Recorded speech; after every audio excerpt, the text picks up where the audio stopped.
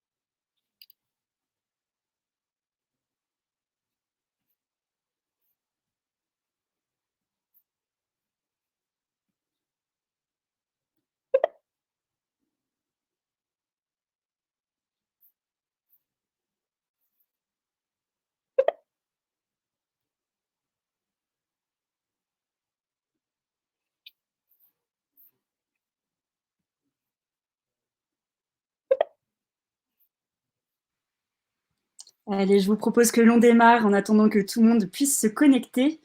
Donc, bienvenue à toutes et à tous dans ce webinaire consacré à la recherche d'aide pour les projets d'adaptation fondés sur la nature.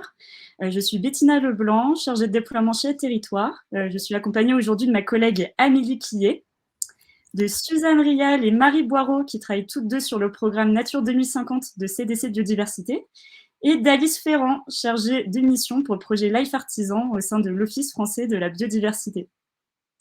Donc, quelques petites informations pratiques avant de démarrer. Donc, ce webinaire est enregistré. Vous aurez accès au replay et aux documents de présentation des différentes intervenantes. Et puis, un lien vous sera envoyé par mail en fin de webinaire pour y avoir accès quand vous le souhaitez. Vous pouvez également télécharger les PDF en direct lors de l'événement, sur les présentations qui vous seront diffusées. On est très nombreux aujourd'hui, donc pour faciliter la fluidité du webinaire, vos micros ont été coupés. Mais je vous invite tout au long de l'événement à vous exprimer dans les modules de conversation. Je vois que certains l'ont déjà utilisé. Donc vous avez le chat plutôt pour vos remarques, vos témoignages, et dans lequel on vous diffusera aussi quelques informations complémentaires de ce qu'on vous dit à l'oral. Et puis, vous avez le module questions, donc comme son nom l'indique, qui est plutôt dédié aux questions que vous souhaitez poser aux intervenantes. On en sélectionnera quelques-unes en fin de webinaire pour y répondre directement à l'oral, et vous aurez aussi accès à une foire aux questions rédigée à l'issue de l'événement sur la base des questions qui seront posées. Donc, on est ensemble jusqu'à 15 heures pour aborder la question des solutions d'adaptation fondées sur la nature, les SAFN ou SFN pour les intimes, qui sont une des réponses possibles pour adapter les territoires et réduire les risques liés au changement climatique. Et on va notamment aujourd'hui se pencher sur la recherche d'aide pour ce type de projet. Donc, on va axer l'événement autour de 3 temps. Alice vous fera un petit rappel sur concrètement que sont les solutions d'adaptation fondées sur la nature, comment est-ce que les acteurs locaux peuvent s'en emparer, et elle établira aussi un panorama général des aides disponibles. Suzanne et Marie feront ensuite un focus sur une aide que vous pouvez mobiliser, donc le programme Nature 2050, avec une présentation générale du programme, ses objectifs, des critères d'éligibilité et quelques exemples de projets accompagnés pour que vous puissiez vous projeter.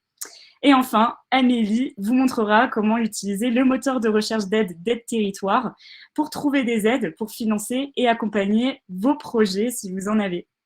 Donc, sans plus tarder, je vais donner la parole à Alice et je vous souhaite un bon webinaire. Merci Bettina. Alors, je vais partager ma présentation. Hop. Voilà, j'espère que vous pouvez bien toutes et tous la voir. Donc, comme l'a dit Bettina, je vais vous présenter les solutions d'adaptation fondées sur la nature et puis le contexte de création de ce portail dédié aux aides pour les SAFN. Donc, je parle comme personne employée par l'Office français de la biodiversité. Donc, c'est un organisme public qui pilote le projet LIFE Artisan.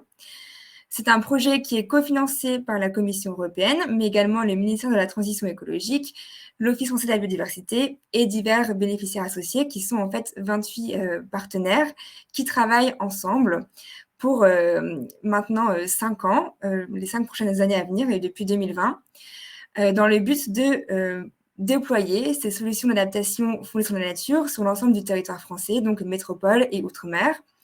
Et la particularité de ce projet LIFE Artisan, c'est qu'il est intégré, donc il vise à mettre en œuvre des politiques nationales donc pour la biodiversité et en particulier également le 2e plan national d'adaptation au changement climatique. Ce projet déploie son action sur 3 échelles. Donc, ces actions visent notamment à soutenir différents acteurs qui sont soit des porteurs de projets potentiels de SAFN ou alors des acteurs de l'offre également. Mais ils cherchent aussi à jouer sur différents leviers qui pourraient permettre dans le futur de mieux déployer ces solutions d'adaptation aux la nature en France. Donc, à l'échelle nationale, ce qui peut particulièrement vous intéresser, ce sont des actions de production de ressources, lesquelles seront ensuite mises à disposition sur le CRAC, donc le Centre de ressources pour l'adaptation au changement climatique, à l'initiative du ministère de la Transition écologique et qui est piloté, géré par le CEREMA. Donc, je vous ai mis ici l'URL de cette rubrique SAFN qui sera consacrée sur le CRAC, mais qui est en cours de construction pour l'instant. Également, une offre de formation initiale et continue. Donc, les premières offres des formations continues auront lieu à l'automne en partenariat avec le comité 21 notamment. Et puis, les actions de sensibilisation, de production scientifique ou encore de mise en réseau des acteurs, avec notamment les trophées d'adaptation au changement climatique artisans qui récompensent des projets lauréats, innovants, robustes et réplicables sur les territoires français. Et puis, à l'échelle régionale, on déploie, grâce à nos 14 animateurs et animatrices régionaux, des réseaux d'acteurs du climat et de la biodiversité qui s'associent pour faire avancer le sujet des solutions d'adaptation fondées sur la nature. Donc, en région, ces animateurs mènent également des actions de sensibilisation et ils sont une première porte d'entrée pour des porteurs de projets, donc notamment des collectivités qui souhaitent mettre en œuvre ces projets et donc qui souhaitent accéder à des ressources. Et les animateurs peuvent également être des relais et renvoyer les porteurs de projets éventuels vers des organismes compétents pour les aider, pour les financer dans leurs projets. On vise également à déployer ces solutions dans des filières particulières, donc notamment les filières sylvicoles et agricoles sur les territoires. Et puis, enfin, à l'échelle locale, le projet artisan comprend également un programme démonstrateur donc qui permet de récolter des données, des informations sur la mise en œuvre de ces projets pour voir quels sont leurs résultats. Donc là, je vous ai mis 3 photos d'exemples de projets, donc des arbres de pluie à la métropole du Grand Lyon, un projet de restauration de mangroves en Martinique pour protéger un port, et puis à droite, vous voyez une cour d'école à Lille qui a été désimperméabilisée et végétalisée pour faire face aux îlots de chaleur urbains.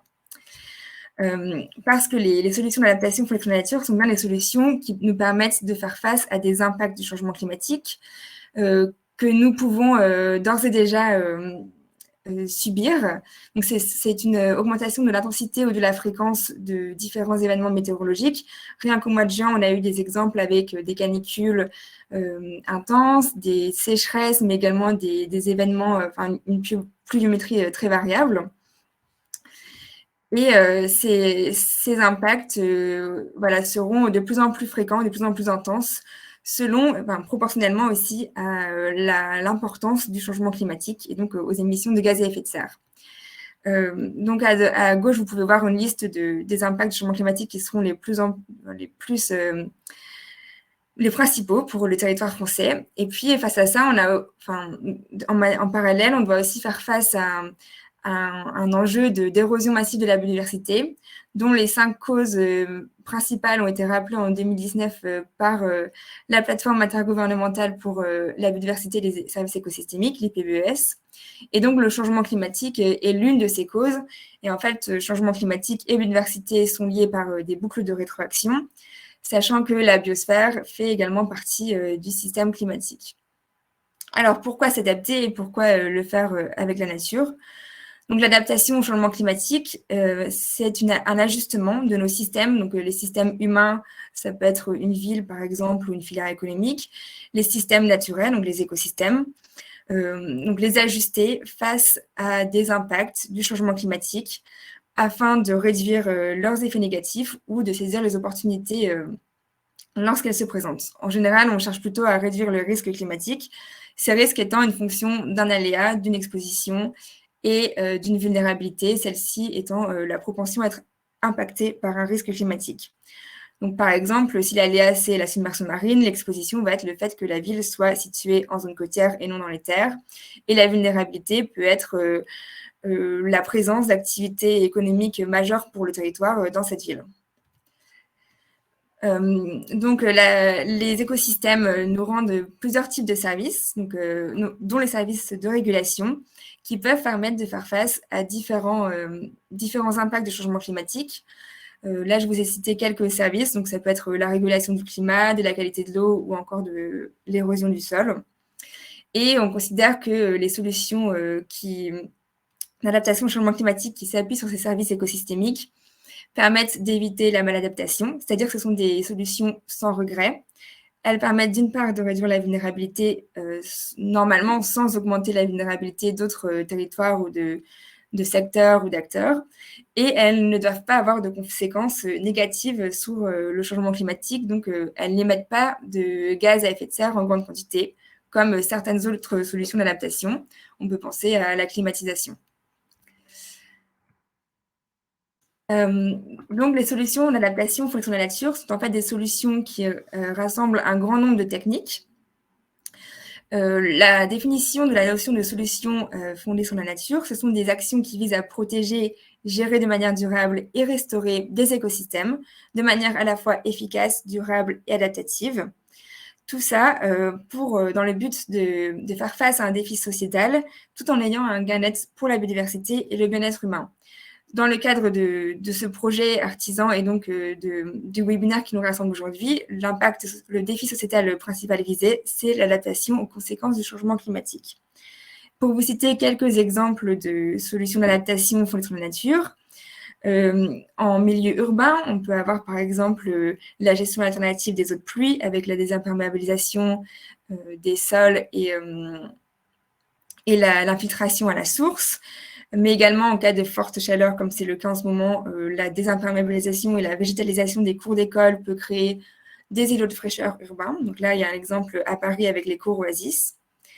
Et puis, face au risque d'inondation, la restauration et la renaturation des cours d'eau, ou encore en milieu rural, la restauration des haies bocagères peut permettre de limiter les risques d'érosion et les coulées de boue. Donc le sujet qui nous intéresse aujourd'hui, c'est le financement de ces solutions d'adaptation en fonction de la nature.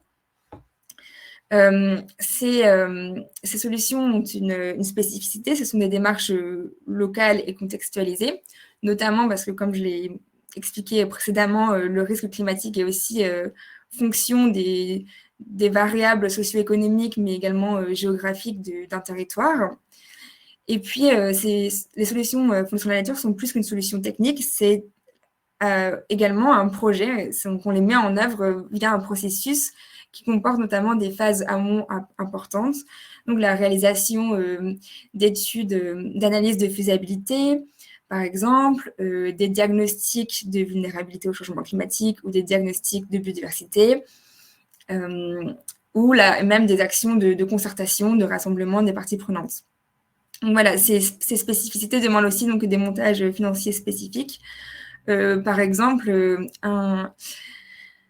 Une caractéristique qui a été remarquée au cours des différentes études menées par Artisan, voilà, c'est que ces solutions tendent à avoir un coût d'entretien relativement plus élevé au coût d'investissement comparé à d'autres solutions d'adaptation qu'on peut qualifier de grises, donc de solutions d'ingénierie classique.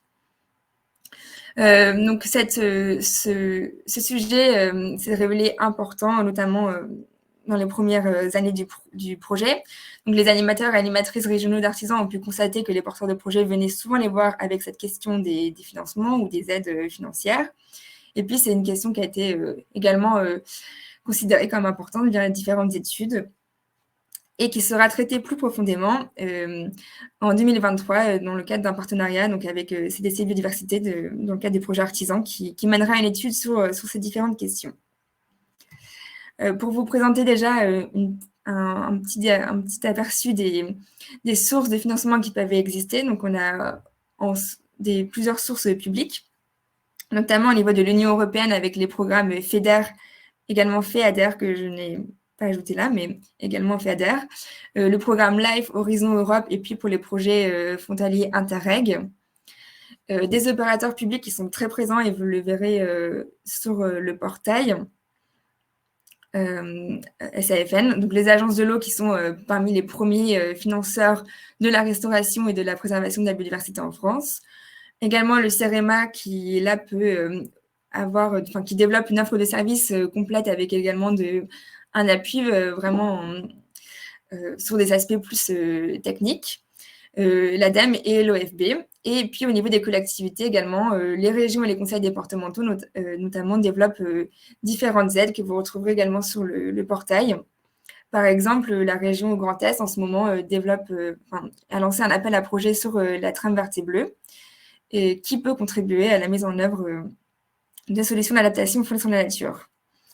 Les solutions privées de financement de ces solutions d'adaptation sont encore en cours d'étude. En fait, il y en a bien sûr déjà beaucoup d'acteurs qui mènent des actions d'adaptation, des entreprises surtout. Donc, on peut penser à la filière agricole ou sylvicole. Et puis, donc, d'autres acteurs, donc, je n'ai pas encore la donnée à ce niveau-là, on en saura plus grâce à l'étude menée par CDC Biodiversité. Mais aujourd'hui, on va plus particulièrement vous présenter l'offre Nature 2050 de CDC Biodiversité. Et puis enfin, pour revenir sur la création de ce portail Aide Territoire, en fait, il répond d'abord à un besoin des animateurs et animatrices d'artisans. Et donc là, je voulais juste vous rappeler leur mission, si jamais vous êtes porteur de projet vous-même et que vous souhaitez les contacter. Ils peuvent, d'une part, ils sensibilisent notamment dans leur région aux impacts et aux co-bénéfices de ces solutions d'adaptation aux solutions de la nature, mais ils peuvent également vous renvoyer vers des structures accompagnatrices, des experts, et vous diffuser différentes ressources. Et donc, vous trouverez ici également sur la page web Artisan le contact des animateurs et des animatrices. Et donc, ce portail Aide Territoire, c'est un outil qui est évolutif, qui est souvent mis à jour et qu'on contrôle pour être sûr que que les offres proposées permettent bien de mettre en œuvre ou de contribuer à la mise en œuvre de solutions d'adaptation aux solutions de la nature. C'est un outil coopératif car à la fois les animateurs régionaux peuvent cibler des aides comme contribuant aux solutions d'adaptation aux solutions de la nature, mais également les porteurs d'aide peuvent eux-mêmes se désigner comme tels. Et Amélie vous en dira plus tout à l'heure. C'est un outil visuel très pratique pour les animateurs et puis pour vous, pour les porteurs de projets, c'est un lieu unique qui rassemble un large éventail d'aides et d'offres financières non négligeables pour la mise en œuvre de tels projets. Et je vais maintenant passer la parole à Marie Boireau et Suzanne Rial.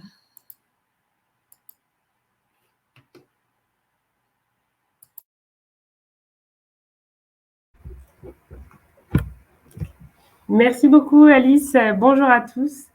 J'espère que vous m'entendez bien. Oui, on t'entend très bien Suzanne. Parfait. Alors, donc nous, pour nous présenter, donc moi je suis Suzanne Rial et je suis accompagnée de Marie Boireau. On travaille toutes les deux pour CDC Biodiversité, une filiale du groupe Caisse des dépôts, et plus particulièrement sur un programme qui s'appelle le programme Nature 2050, et qui est un outil de financement effectivement pour accompagner les acteurs des territoires, notamment les collectivités, sur leurs projets de mise en œuvre de solutions fondées sur la nature dans un contexte d'adaptation au changement climatique. Alors, je vais voir comment sur le côté. Voilà, parfait. Donc, Nature 2050, c'est un programme qu'on a lancé en 2016. On se trouve au lendemain des accords de Paris sur le climat et avec cet objectif commun et collectif à tous de pouvoir atteindre les objectifs climatiques qui ont été fixés.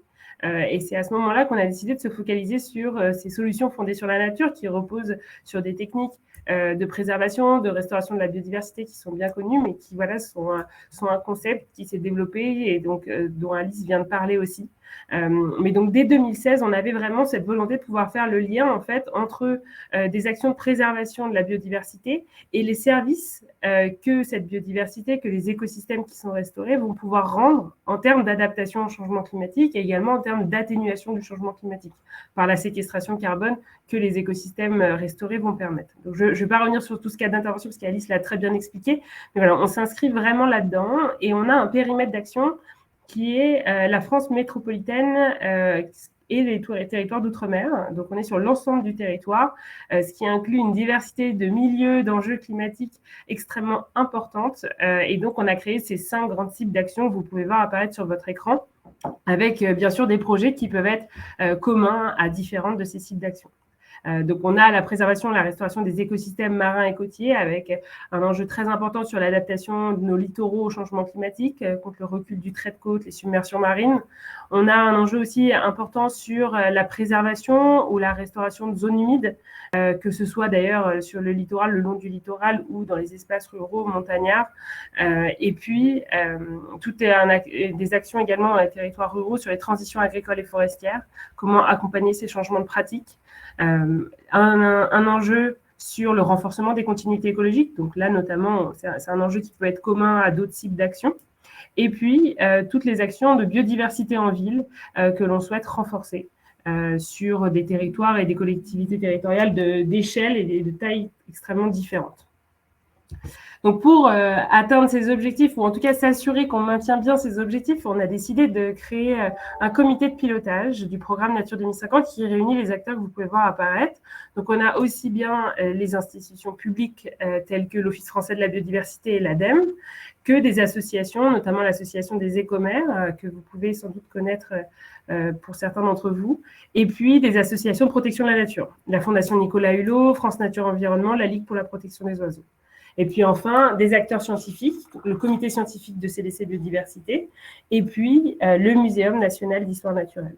Donc l'ensemble de ces acteurs, en fait, on les réunit plusieurs fois par an et ils s'assurent que l'ensemble des actions qu'on souhaite intégrer au programme correspondent bien aux objectifs et puis ils nous aident à pouvoir les pérenniser sur le long terme. Parce qu'en fait, le but de Nature 2050, une fois avoir expliqué cette gouvernance et ses objectifs, c'est de pouvoir soutenir l'émergence et le suivi sur le long terme d'actions portées par les acteurs locaux sur ces solutions fondées sur la nature. Donc, on va concrètement et réellement jusqu'en 2050, c'est l'objectif que tous les porteurs de projets qu'on accompagne prennent à nos côtés pour pouvoir non seulement pérenniser l'action, mais aussi en évaluer les impacts sur la biodiversité, sur les enjeux climatiques qui auront été visés. Et donc, on a une troisième particularité de ce programme, et là, on en vient à la partie financement, c'était de pouvoir identifier en fait les besoins des porteurs de projets par rapport à la mise en œuvre de leur projet, et puis le rôle que nous, on pouvait jouer là-dessus, quel positionnement on pouvait avoir en tant qu'entreprise privée notamment, pour accompagner les acteurs locaux. Donc, on a décidé, et on a identifié ce besoin, de pouvoir en fait créer un programme de financement qui soit complémentaire au programme, aux fonds publics existants qui soutiennent la plupart de vos projets et de pouvoir, de ce fait, aller mobiliser les acteurs économiques, les entreprises, les fondations d'entreprises, les autres types d'acteurs économiques sur l'ensemble du territoire, soit à l'échelle nationale, soit à l'échelle locale, pour qu'eux aussi puissent contribuer à vos projets et aux projets d'autres acteurs, associations, gestionnaires d'espaces naturels ou autres acteurs d'intérêt général. Donc, on a une soixantaine d'entreprises aujourd'hui et d'acteurs économiques qui contribuent au programme. Ce sont des acteurs, du coup, qui s'engagent pour leur territoire, donc en dehors de leur propre foncier, qui ont des divers enjeux. C'est assez variable, en fait, d'un contributeur à un autre. Tous souhaitent renforcer leur ancrage territorial, améliorer et renforcer leurs engagements environnementaux, et puis pouvoir affirmer aussi vis-à-vis de leurs parties prenantes leurs engagements, que ce soit vis-à-vis de collectivités territoriales parce qu'ils répondent à des marchés publics, que ce soit vis-à-vis de leurs collaborateurs parce qu'ils en ont beaucoup, ou que ce soit par exemple des entreprises qui logent des personnes, qui ont des locataires, des résidents et qui veulent aussi améliorer leur cadre de vie. Chaque entreprise a ses propres enjeux et peut du coup contribuer à Nature 2050 de manière collective, soit via CDC Biodiversité, notre entreprise, soit via un fonds de dotation qu'on a créé pour soutenir le programme, le Fonds Nature 2050. Je tiens à préciser qu'on est vraiment sur cet engagement collectif. Le but, c'est de pouvoir permettre à tout type d'entreprise en termes de taille, que ce soit une toute petite entreprise ou un grand groupe, de pouvoir contribuer à la hauteur de ses capacités. Et donc, de pouvoir avoir une sorte de pot commun qui nous permette ensuite d'aller soutenir des projets. Et donc, de pouvoir, à travers le programme Nature 2050, soutenir ces projets, mais ne pas flécher un financement sur un projet en particulier, et que ce soit le projet de telle ou telle entreprise. Ce sont des engagements collectifs. Après, il y a un enjeu important pour nous de pouvoir créer aussi des dynamiques à l'échelle de chaque territoire pour que les entreprises qui s'engagent sur la région Grand Est, par exemple, puissent soutenir des projets qui soient situés proches de leurs activités, et donc sur la région Grand Est également. Pour nous, ça fait complètement sens, et donc c'est aussi à l'échelle de chaque territoire qu'on souhaite pouvoir déployer nos actions. Donc, pour vous donner un ordre d'idée, donc là vous voyez un aperçu des 60 acteurs économiques qui sont engagés. Le programme a été lancé en 2016, donc entre 2016 et 2021, c'est 5,6 millions d'euros qui ont été mobilisés sur l'ensemble du programme. Donc, si on compare ça, par exemple, à des fonds européens, à des fonds publics, on se rend compte que voilà, c'est assez modeste, mais c'est important pour nous, et surtout, ça a une vocation d'avoir un effet levier, de pouvoir être associé finalement aux fonds publics que vous pouvez recevoir, acquérir d'autre part, pour pouvoir soit les compléter, et souvent on est sur les 20% de compléments pour boucler un plan de financement, ou bien aller au-delà parce que vous n'avez pas forcément de fonds publics ou d'outils de financement autres qui peuvent répondre aux besoins de vos projets. Donc, on est vraiment sur cette dynamique de cofinancement on n'a pas forcément de minimum ou de maximum en termes de pourcentage de budget qu'on va financer, mais globalement, on est souvent autour de 20, 30, 40% du budget qui est financé. Et donc, par rapport à l'association de Nature 2050 avec les fonds publics que vous pouvez recevoir d'autre part, c'est vrai qu'à l'origine, c'était le porteur de projet qui, au moment de créer son projet, son plan de financement, va s'adresser aux différents acteurs financiers qui peuvent l'accompagner, sa région, son département, l'Europe, Nature 2050. Aujourd'hui, ce qu'on souhaite faire de plus en plus, c'est de pouvoir s'associer en amont, finalement, avec des grandes collectivités territoriales, donc souvent à l'échelle régionale ou à l'échelle de métropole, pour pouvoir s'adresser ensemble aux porteurs de projets, aux collectivités sur leur territoire. Et donc, par exemple, on s'est associé avec la métropole du Grand Paris.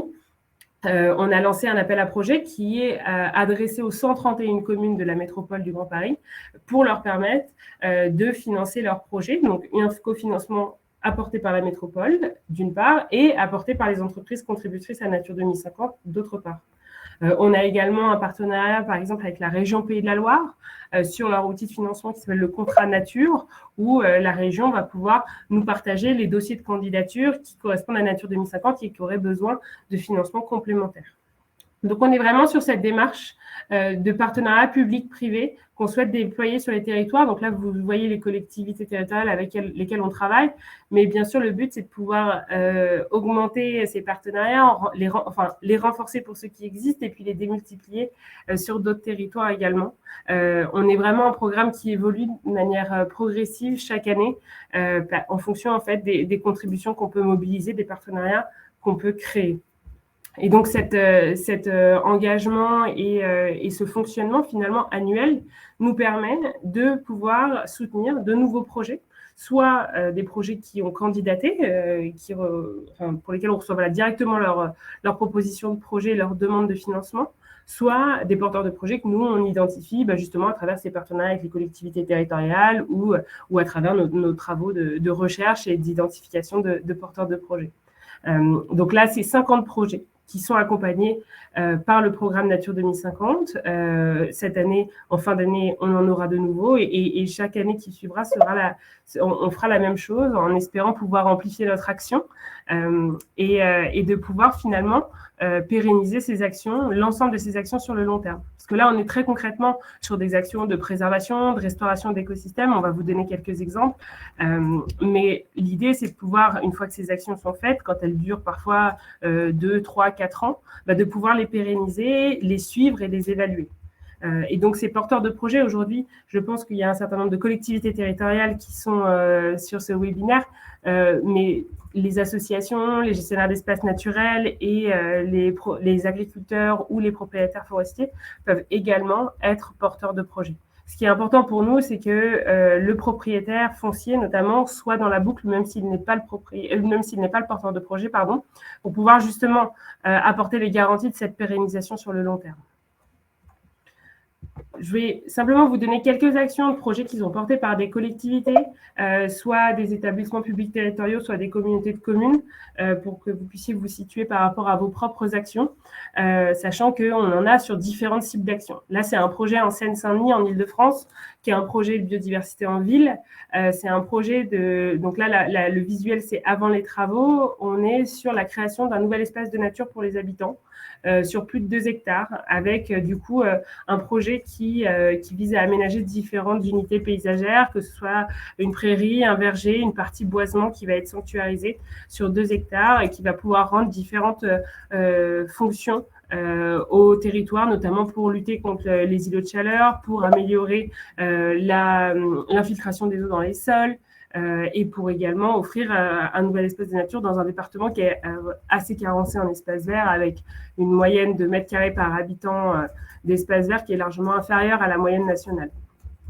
Donc, c'est aussi un apport socio-économique des projets qu'on souhaite rechercher et d'avoir toujours en fait une connexion entre le projet en lui-même et les enjeux du territoire. Donc ça, c'est un projet qui est issu de notre premier appel à projet avec la métropole du Grand Paris qu'on avait lancé en 2019 et qui est porté par l'établissement public territorial de Plaine Commune. Un autre exemple de projet également porté par une ville, c'est la ville du Havre en Seine-Maritime. Donc là, on est sur le plateau de Dolmar, au nord de la ville, avec un sujet d'érosion de la falaise, mais également de dégradation de certains écosystèmes, de propagation d'espèces exotiques envahissantes, notamment la renouée du Japon, l'herbe de la Pampa. Et donc, une reconquête par la ville et le conservateur du littoral de ces espaces pour restaurer les écosystèmes, la trame verte et la trame bleue, et puis ouvrir cet espace également aux habitants. Donc, un sentier de sensibilisation qui sera créé sur ces quelques hectares au nord de la ville. Je passe assez vite, mais bien sûr, on regardera vos questions tout à l'heure. Et puis, vous pouvez retrouver l'ensemble de ces projets également sur le site de CDC Biodiversité. Et donc, le dernier exemple dont je voulais vous parler aujourd'hui, c'est un exemple qui est porté par la communauté de communes du Pays de Pouzauges. Donc là, on se situe en Vendée. Et on est sur un projet agricole et forestier. Donc, finalement, la communauté de communes, a créé un partenariat avec différents acteurs locaux, notamment le CPIE Sèvres-Bocage, pour mobiliser un certain nombre d'agriculteurs et de propriétaires forestiers pour qu'ils puissent mettre en place des nouvelles pratiques de production, de gestion agricole sur leurs parcelles. Donc, par exemple, on a 2 projets d'agroforesterie avec des exploitants. Et puis, sur les parcelles forestières, on a aussi un changement de pratique avec une diversification des essences, des éclaircies et des méthodes de production aussi qui visent à développer ou en tout cas à faire évoluer la filière bois sur ce territoire. C'est un projet qui est également soutenu par la région Pays de la Loire à travers l'initiative Territoire engagé pour la nature. Donc, l'ensemble de ces projets, comme je le disais rapidement tout à l'heure, c'est des projets qui font l'objet d'une méthodologie de suivi et d'évaluation. Ça, c'est un volet qui est fait et mis en œuvre en partenariat entre nous et chacun des porteurs de projets. L'objectif, c'est de faire la démonstration que les solutions fondées sur la nature qui sont mises en œuvre ont un rôle à jouer en termes de préservation, de restauration de la biodiversité. Donc là, ça peut être des suivis, par exemple, des inventaires faune-flore ou des protocoles de sciences participatives du Muséum national d'histoire naturelle. Mais également, on va suivre l'impact des projets en termes d'adaptation au changement climatique vis-à-vis des enjeux. Donc, ça peut être le suivi du trait de côte, par exemple. Et enfin, comme je le disais à l'instant, toute la partie apport pour le territoire de ces projets.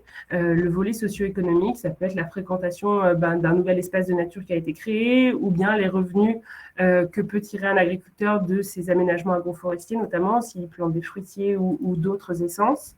Le but étant de pouvoir définir des indicateurs qui soient pertinents scientifiquement, mais réalistes, parce qu'on part sur 30 ans, donc on a un suivi qui est important et qui nécessite d'y passer du temps, d'y consacrer un certain budget. Donc on s'adapte en fonction des porteurs de projets, en fonction des moyens de chacun, et en essayant de définir aussi et d'établir des partenariats avec des acteurs académiques ou scientifiques qui peuvent venir également en appui, soit à l'échelle du programme au niveau national, on travaille par exemple avec la Sorbonne et le CNRS, soit à l'échelle de chacun des projets, avec soit des associations de protection de la nature comme la LPO qui peut mettre à disposition des bénévoles, ou bien des lycées agricoles ou des universités locales également.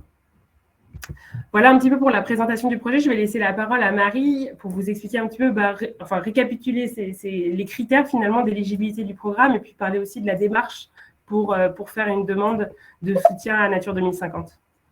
Oui, j'espère que vous m'entendez bien, parce que je partage le micro avec Suzanne. J'espère que ça fonctionne bien.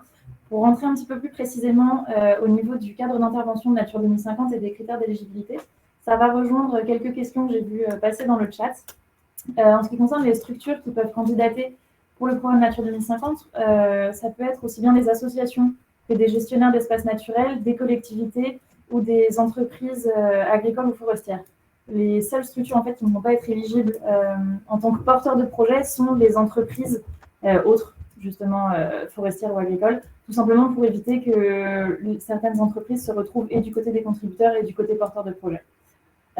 Ensuite, en ce qui concerne les actions et les types d'actions qu'on va pouvoir financer au niveau du programme, bien entendu, ce sont des actions qui vont comporter des solutions fondées sur la nature, comme on en a parlé assez régulièrement, avec un volet d'adaptation et d'atténuation au changement climatique qui sont clairement explicités. C'est des apports qu'on va devoir démontrer au travers des actions mises en place. Également des impacts socio-économiques pour le territoire. Suzanne en a parlé un petit peu avant, je ne vais pas spécialement revenir dessus. Le programme a une volonté de démonstrateur et d'innovation, parce que le but, c'est vraiment d'avoir ce maillage territorial, ce maillage au niveau des sites d'action et au niveau des actions menées. Donc, les projets qui vont être sélectionnés pour intégration au programme doivent présenter un caractère innovant ou assez expérimental, du moins nouveau. Par exemple, on a des projets qui vont revenir assez régulièrement de végétalisation de cours d'école, et malheureusement, on ne va pas pouvoir tous les sélectionner. Les projets qu'on va prioriser, qui ressemblent en tout cas à ce genre de projets, en tout cas qui reviennent de manière récurrente, vont être des projets qui vont s'inscrire dans soit un programme plus important, soit qui vont avoir la mise en place d'actions qui n'ont pas encore été vues ou un caractère vraiment expérimental. Le financement Nature 2050 va intervenir au niveau de la phase travaux, parce qu'on a une capacité financière qui est limitée, donc on ne va malheureusement pas pouvoir financer des études ou des diagnostics préalables, ni les frais de fonctionnement du structure. On va vraiment arriver au niveau de la mise en place d'actions concrètes et on va également prendre en charge une partie du suivi des indicateurs, comme Suzanne le mentionnait juste avant. On va s'assurer aussi de la pérennisation des actions jusqu'en 2050, que ce soit au niveau du porteur de projet qui doit être assez stable pour tenir effectivement jusqu'en 2050 et pouvoir assurer la pérennité du projet, aussi au niveau du foncier. Si le porteur de projet n'est pas le propriétaire foncier du site, où vont avoir lieu les actions, on va s'assurer que le propriétaire est bien dans la convention de partenariat et qu'il y a un partenariat qui est établi pour que les actions soient sécurisées. Le but, ce n'est pas qu'une fois les travaux finis, tout soit détruit 3 ou 4 ans après. On s'assure que tout soit robuste jusqu'en 2050 au minimum. Et enfin, on a les modalités de suivi et d'évaluation du projet qui reprennent les indicateurs, mais ça, je ne vais pas forcément revenir dessus parce que Suzanne en a parlé avant. Mais tout ça, ce sont des discussions qui sont faites entre nous et le porteur de projet et qui sont vraiment adaptées d'un projet à l'autre. Enfin, si de tout ce qu'on vous a décrit jusqu'à maintenant, ça résonne et vous avez une idée de projet sur votre territoire, dont vous avez connaissance, ou vous êtes vous-même porteur, vous avez plusieurs manières d'aller vérifier l'éligibilité d'un projet. Vous pouvez, via la plateforme Aide Territoire, je ne vais pas forcément m'attarder dessus parce qu'Amélie va vous faire une démonstration de la plateforme et de comment ça fonctionne juste après. Mais en tout cas, on a une page Nature 2050 qui redétaille un petit peu plus le cadre d'intervention et les critères à l'écrit. Vous avez aussi la possibilité de télécharger une grille d'évaluation que vous pouvez pré-remplir et nous envoyer. pas l'adresse courriel qui apparaît ici ou que vous retrouverez sur le site. C'est tout simplement un tableau Excel qui va vous aider à voir le type d'actions qui sont éligibles au programme. Et après ça, si au niveau de la grille d'analyse, on voit que ça peut rentrer dans le cadre d'intervention Nature 2050, on va faire des allers-retours entre vous et nous pour vraiment établir les actions qui peuvent rentrer dans le programme. Et enfin, on va pouvoir présenter ce projet au comité de pilotage pour une intégration potentielle au programme. À savoir que ce n'est pas l'équipe en interne qui décide quels projets vont être intégrés au programme, c'est le comité de pilotage qui a été, que Suzanne vous a présenté un petit peu avant, ainsi que les capacités financières du programme qui sont variables d'une année à l'autre parce qu'elles reposent sur les contributions des acteurs économiques. Voilà, je ne vais pas m'attarder plus longtemps parce qu'on va passer à la phase pratique avec Amélie et on va pouvoir voir comment fonctionne le site notamment. Merci beaucoup. Merci.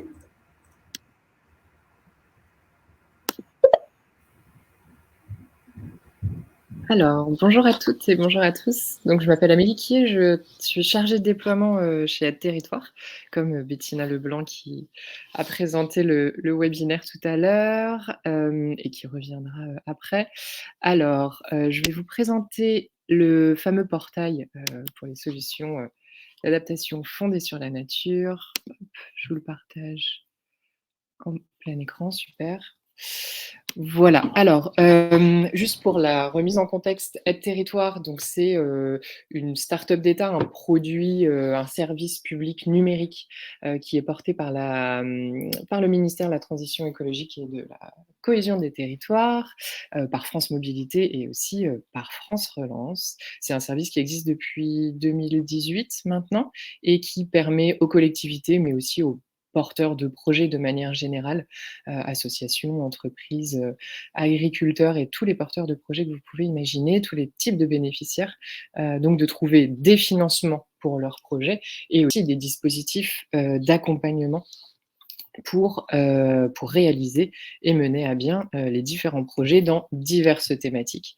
Ici, on a un portail vraiment donc spécifique pour les aides, pour les solutions d'adaptation fondées sur la nature, qui se présente comme ceci. Ici, si vous cliquez sur plus de détails, vous allez avoir tout plein d'éléments. Alice Ferrand est revenue dessus sur les grandes lignes de solutions d'adaptation fondées sur la nature tout à l'heure, mais voilà, il y a aussi pas mal de documentation ici.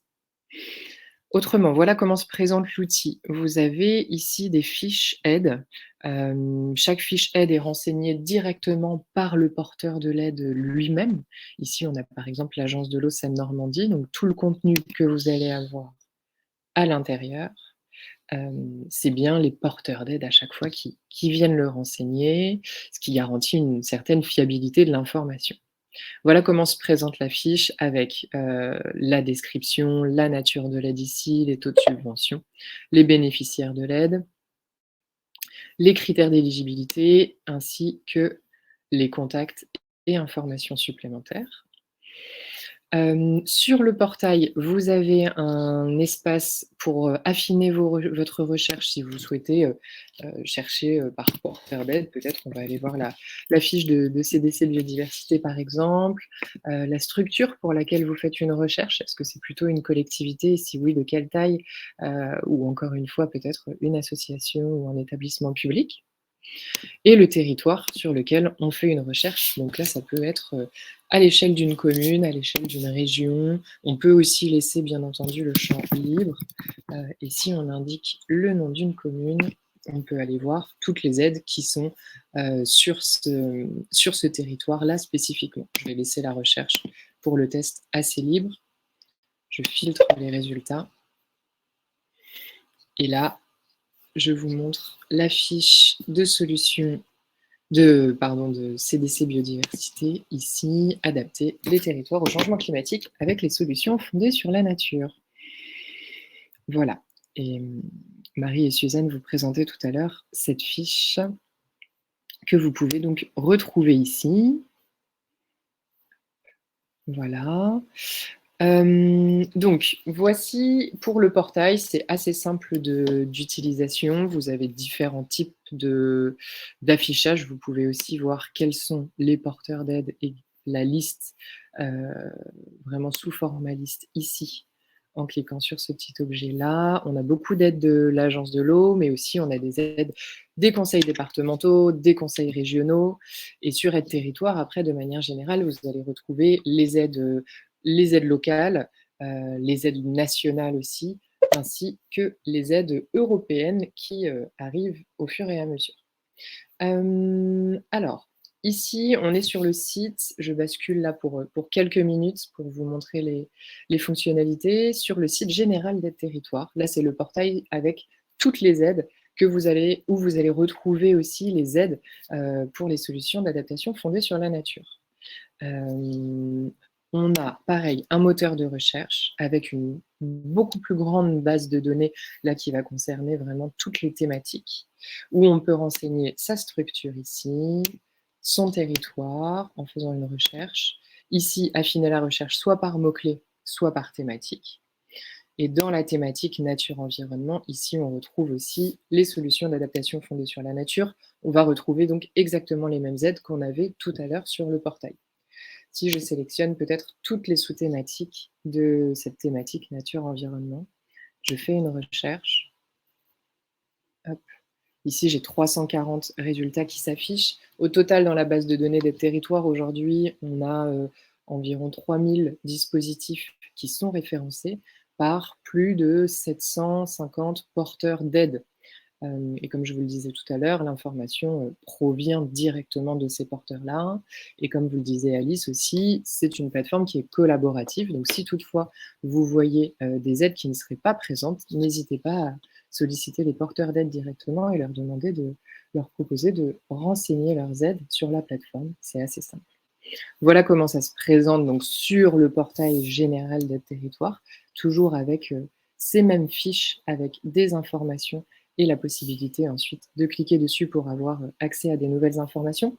Et je voulais vous montrer deux fonctionnalités qui peuvent être assez utiles dans votre recherche d'aide que permet Aide Territoire. Le fait de se créer une alerte. Donc on a plusieurs petits boutons qui arrivent comme ça. Se créer une alerte mail afin de recevoir toutes les nouvelles aides qui viendraient apparaître directement dans votre boîte mail. Donc soit de manière quotidienne, si toutefois il y en a des nouvelles tous les jours, ou de manière hebdomadaire. Vous pouvez nommer votre alerte, et alors cette alerte va reprendre les filtres que vous avez sélectionnés. Ici, on avait sélectionné le filtre commune, bénéficiaire commune, et nature-environnement, avec toutes les sous-thématiques. Voilà, et je peux tout à fait créer cette alerte, environnement, et une alerte, et je vais le recevoir dans ma boîte mail. Ça, c'est possible avec son compte Aide Territoire, qui est un compte qui est très simple à créer, où il y a simplement besoin de renseigner son nom, son prénom et son adresse mail, quelques petits éléments comme ça de base. Je vous montre comment se présente le compte d'Aide Territoire. Ici, vous pouvez gérer vos alertes mail. Vous pouvez aussi gérer vos projets. Ici, c'est un espace où on peut sauvegarder des aides dès lors qu'elles nous intéressent, et puis ajouter des éléments sur sa structure, si on le souhaite, et diffuser des aides si on est un porteur d'aide. Je reviens un petit peu en arrière pour vous montrer comment ça fonctionne avec cette aide-là, par exemple. Si toutefois vous souhaitez la sauvegarder, donc on a la possibilité avec le compte Aide Territoire, en ajoutant ici l'aide à un projet. Moi, j'ai déjà plusieurs projets de référencés ici, et je peux en créer une autre, un autre dossier projet qui s'appellerait par exemple SAFN. J'ajoute l'aide à ce projet, un nouveau projet, et alors je peux tout à fait renseigner d'autres aides aussi et en sauvegarder d'autres dans ce même dossier. Je vous montre. Donc c'est toujours ici à la fin, ajouter l'aide à un projet, et je retrouve ici le projet SAFN. Voilà, ensuite dans mon compte, je retrouve ici dans Gérer mes projets,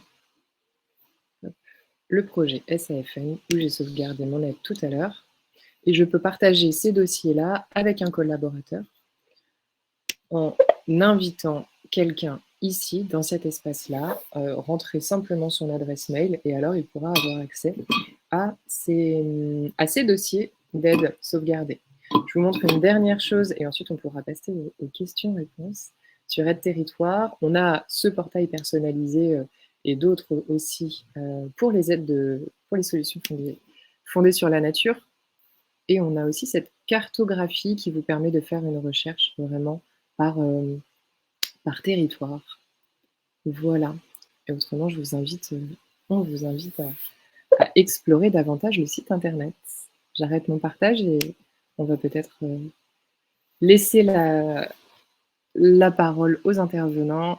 Et alors, Bettina, si toutefois tu as des choses à ajouter sur Aide Territoire, n'hésite pas. Et sinon, je vous laisse la parole.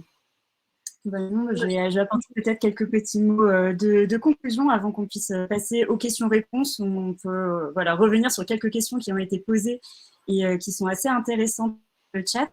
On a pu voir là, grâce à nos 3 intervenantes, que l'urgence climatique amène à réfléchir à des solutions possibles, dont les SAFN sont une des options pour lutter, par exemple, la sécheresse, les îles de chaleur urbains, encore l'érosion du littoral, qui ont été, par exemple, des projets qui ont été mentionnés dans le chat, que ça a un petit peu de compétences, par exemple, des collectivités locales, via l'aménagement du territoire, par exemple. Donc, vous pouvez tout à fait les prendre en main. Un exemple d'aide a été présenté par CDC Biodiversité et c'est assez intéressant de noter que c'est un financement privé, donc il peut venir vraiment en cofinancement, en complément des subventions que vous pouvez trouver au niveau public. On sait que beaucoup de subventions vont atteindre un plafond max de 80%. Donc, pour pouvoir compléter vos plans de financement, il est assez intéressant de pouvoir identifier ces solutions-là et pour les identifier les plus facilement possible. Donc, Amélie vous a présenté un des outils possibles qui est Territoire. Donc, je vous ai rajouté dans le chat les liens soit vers le portail directement SAFN, si jamais vous êtes vraiment concentré dans votre poste sur ces projets-là. Sinon, vous pouvez tout à fait utiliser le lien générique, donc aide-territoire au pluriel.beta.gouv.fr. Donc, sans plus tarder, on va pouvoir peut-être reprendre quelques questions qui nous ont été posées dans le chat. Vous pouvez bien sûr, on a jusqu'à 15 heures, voire on peut un petit peu déborder pour ceux qui peuvent se le permettre, pour répondre à vos questions. Surtout, n'hésitez pas pour en profiter pour poser des questions en direct à nos intervenantes. On est aussi là pour ça.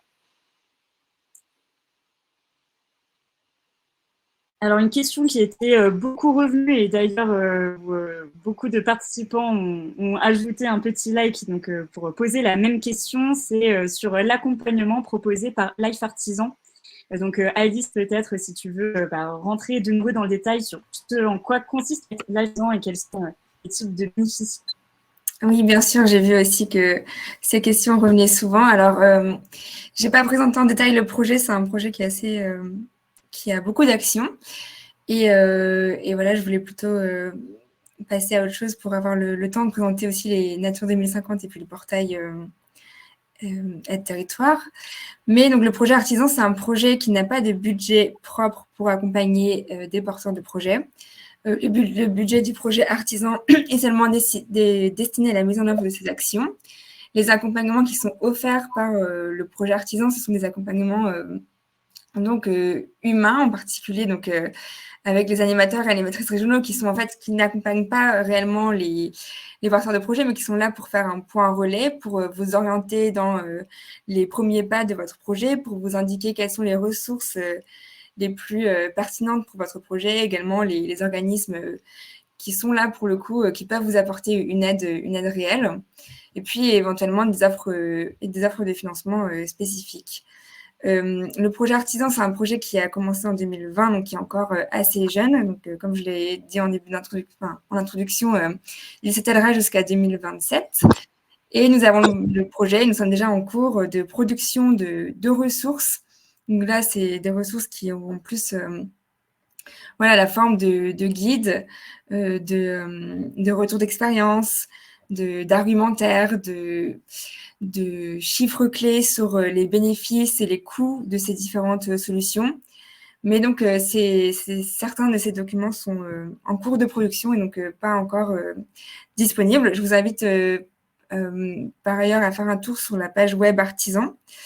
Donc, il y a déjà des ressources qui ont été publiées. Et également, donc, je répète, sur le CRAC, le Centre de ressources pour l'adaptation au changement climatique, il y a également de nombreux outils qui sont référencés, qui seront bientôt tagués comme contribuant à des projets de solutions d'adaptation fondées sur la nature. Si vous avez d'autres questions sur le projet, n'hésitez pas. J'espère que j'ai bien répondu. Oui, c'était très exhaustif. Merci beaucoup, Alice. Moi, je vais reprendre très rapidement une remarque qui vient d'être postée par Émilie Joureau, qui nous demande de pouvoir distinguer, ajouter peut-être un filtre sur les prêts des autres aides financières. Donc, comme on l'a montré très rapidement avec Amélie, on a sur les territoires, sont référencés sur les territoires à la fois des aides financières, beaucoup sous la forme de subventions, mais on a aussi des prêts, des avances récupérables et des aides en ingénierie, donc de l'ingénierie financière, mais aussi administrative ou juridique, par exemple. Et effectivement, c'est peut-être un filtre qui nous manque de pouvoir filtrer davantage sur vraiment spécifiquement les types d'aides financières. Surtout, n'hésitez pas à faire comme Émilie si jamais vous voyez des suggestions d'amélioration de la plateforme ou des remarques au-delà des questions. Je pense que c'est assez intéressant de pouvoir les partager. En tout cas, Émilie, c'est un bon point et c'est quelque chose sur lequel on travaille pour continuer à améliorer la plateforme. Suzanne et Marie, il y a eu beaucoup de questions très précises quand même sur Nature 2050, sur des critères d'éligibilité. Peut-être si vous voyez une question qui, selon votre expérience, revient souvent et sur laquelle vous souhaitez revenir, surtout n'hésitez pas à prendre la parole. Oui, merci beaucoup Bettina. Effectivement, on a essayé de répondre autant que possible aux questions, mais je voulais revenir peut-être sur quelques points qui ont été mis à jour, qui ont été soulignés dans le chat. Par rapport au dépôt de candidature et à l'ensemble des documents, notamment la grille d'analyse dont parlait Marie tout à l'heure. C'est vrai qu'on est en pleine mise à jour de notre site internet. Donc, ce qu'on vous conseille, c'est de vous référer aujourd'hui à notre page aide sur le site Aide et Territoire, sur laquelle vous pourrez trouver cette grille d'analyse, ou bien de nous contacter directement sur l'adresse communiquée tout à l'heure, nature2050@cdcbiodiversité.fr, et nous vous adresserons très rapidement en retour la grille d'analyse et également pour vous fournir notre cadre d'intervention. Sur les montants de subvention, ça c'est quelque chose qui est assez variable d'une année sur l'autre, puisque vous l'avez compris, notre capacité à soutenir des projets dépend de la mobilisation de contributeurs d'entreprises. Mais voilà, si sur les 3 dernières années, on pouvait faire une moyenne du montant des cofinancements qu'on a apporté au projet, on pourrait dire que ça se situe entre 50 et 150 000 euros par projet. Donc voilà, parfois ça peut constituer une partie très importante du projet. Parfois, ça constitue vraiment un effet levier à hauteur de 20%. C'est vraiment différent. Les budgets totaux des projets sont, eux, extrêmement différents. Par rapport au sujet sur le littoral, les écosystèmes littoraux et l'adaptation des littoraux face au recul du trait de côte, c'est une cible d'action qui est prioritaire pour nous dans le programme Nature 2050. On accompagne un certain nombre de collectivités sur ces sujets-là. On peut également être associé au Conservatoire du littoral si jamais ce sont eux les propriétaires des fonciers concernés ou gestionnaires. Donc ça, effectivement, n'hésitez pas à nous contacter, que ce soit dans la Manche, comme c'était le cas pour la question, il me semble, ou bien sur d'autres territoires, notamment dans les territoires d'outre-mer. On sera ravis de pouvoir échanger sur vos projets. Voilà, pour réinsister là-dessus, on est vraiment sur une démarche au cas par cas et d'échange. Il n'y a aucun des projets qui arrive dans notre sillon ou qu'on identifie qui est destiné et dessiné à horizon 2050. Donc, il y a forcément des échanges qu'on a ensemble. On part sur un partenariat aussi au niveau des indicateurs. Donc voilà, on vous encourage vraiment à nous solliciter aussi en amont pour simplement nous soumettre des idées ou des besoins et qu'on puisse d'ores et déjà identifier s'il y a des pistes partenariales ou pas sur ces actions-là.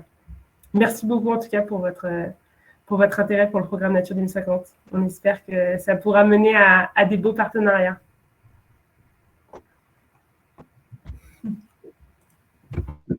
De même, Amélie, merci beaucoup Suzanne. Amélie, si jamais tu souhaites aussi prendre la parole, peut-être pour répondre à certaines des questions qui nous ont été posées.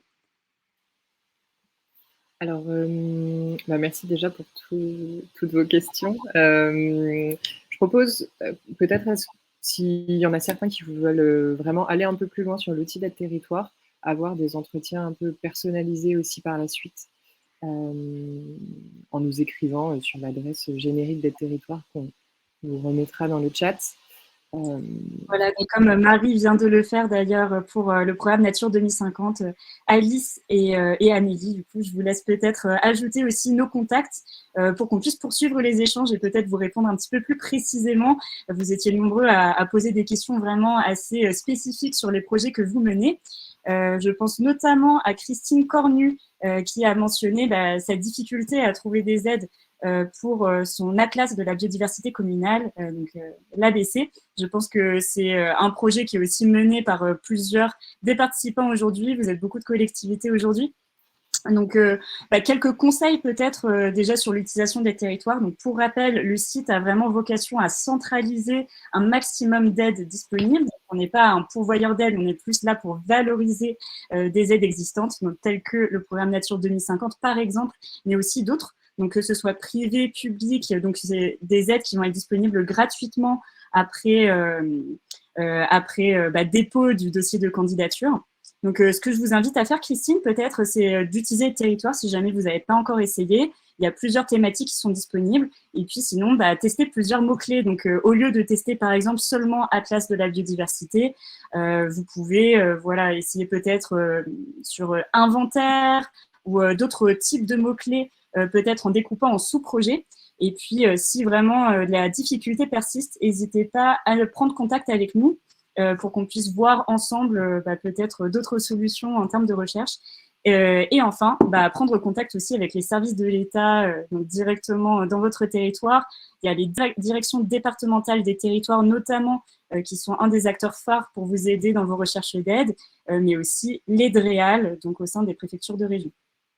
Donc ça vaut évidemment pour les atlas de la biodiversité, mais aussi tout autre type de projet. Surtout, n'hésitez pas à faire connaître vos projets à tous les acteurs du territoire pour qu'ils puissent aussi vous orienter vers peut-être les financements et les accompagnements qui sont disponibles. En général, il y a beaucoup de choses qui existent et on n'est pas forcément au courant.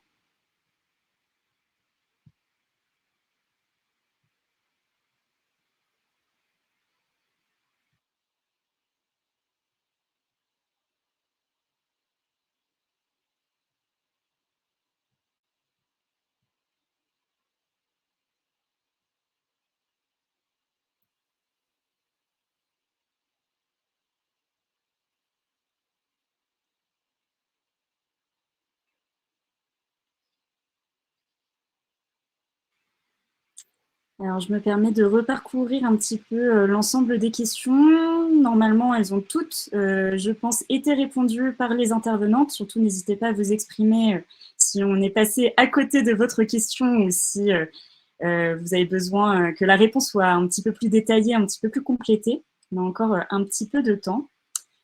Donc, pour rappel, pour ceux qui ont raté peut-être le début, le webinaire a été enregistré. Donc, le replay sera accessible gratuitement et à volonté, donc à la fois pour les personnes qui se sont inscrites, mais aussi si vous souhaitez partager peut-être au reste de votre équipe, à d'autres collaborateurs qui pourraient être intéressés par la thématique. Et vous aurez également accès aux slides qui ont été présentés par Alice et Suzanne et qui notamment contiennent parfois quelques liens ou quelques précisions sur des choses qui ont été présentées assez rapidement à l'oral pour tenir dans les temps. Donc, vous en faites pas, ces ressources seront disponibles à l'issue du webinaire.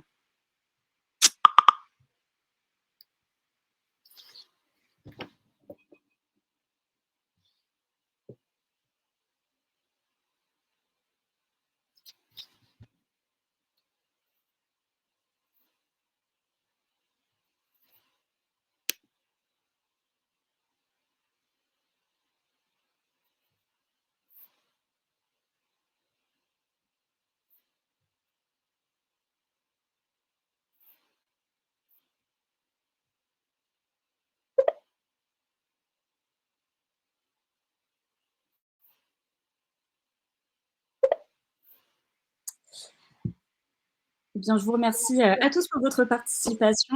Sachez que Et-Territoires organise régulièrement d'autres webinaires de ce type, donc autour de thématiques, notamment, on est beaucoup présent sur la thématique de la mobilité. On en organise peut-être un par mois. Donc, si vous souhaitez être au courant des prochaines dates de webinaires qui sont organisées, n'hésitez pas à vous inscrire à la newsletter mensuelle. Je vous ai envoyé le lien d'inscription dans le chat. Si vous souhaitez être au courant, pareil, de dispositifs à venir pour d'autres types de projets, d'autres thématiques qui pourraient vous intéresser. Pour répondre rapidement à Émilie Joureau de nouveau, oui, on pourra repréciser évidemment nos postes exacts et nos organismes dans le prochain mail qui vous sera envoyé. Normalement, un mail automatique vous sera envoyé à l'issue du webinaire. Donc, encore une fois, pour vous renvoyer l'ensemble des ressources, le replay, mais aussi les slides de présentation. Mais on pourra rappeler à nouveau nos rôles dans l'article qui sera diffusé.